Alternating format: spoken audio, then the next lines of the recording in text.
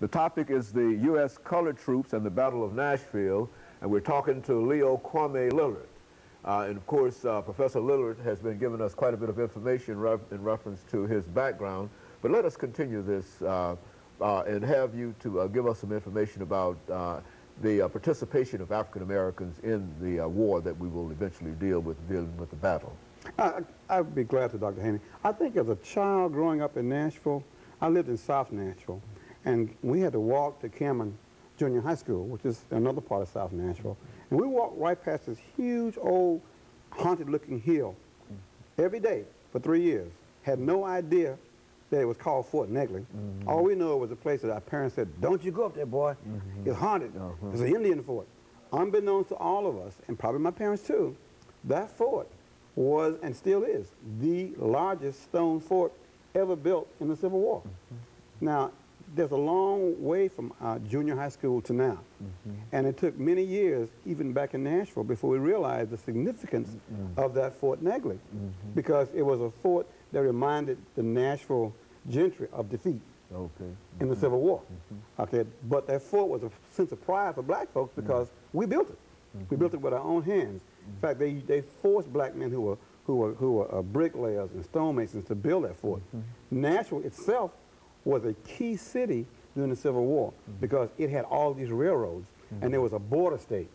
It was the last state to succeed during the Civil War. But it also allowed this city to become the launching area to supply the entire war effort that Lincoln needed to have to defeat the Confederate armies operating in Alabama and Georgia and Mississippi. So Nashville was occupied. It was only one of two cities occupied, Nashville and New Orleans. Only two cities occupied during the entire war, and became staging areas to defeat the Confederate Army. So this was a critical city for the Civil War. But more importantly, it also became a place to recruit black soldiers because all the slaves that wanted to join the Union Army had to come out of those southern states to get to Nashville to be recruited. And Tennessee had the second largest number of black recruits behind Virginia in the entire war, and also had the largest number of battles other than Virginia.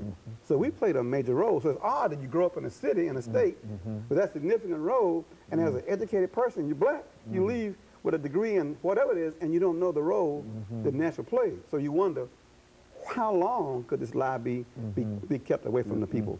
Our job then became to expose the lies, to fill in the blanks in history, and say, we played a major role in making our country what it is. We didn't just do what's in the movie Gone with the Wind. And it's odd, Dr. Haney, that the stamp this year is Hattie McDaniel, the black stamp, and she played Mammy in Gone with the Wind. All right?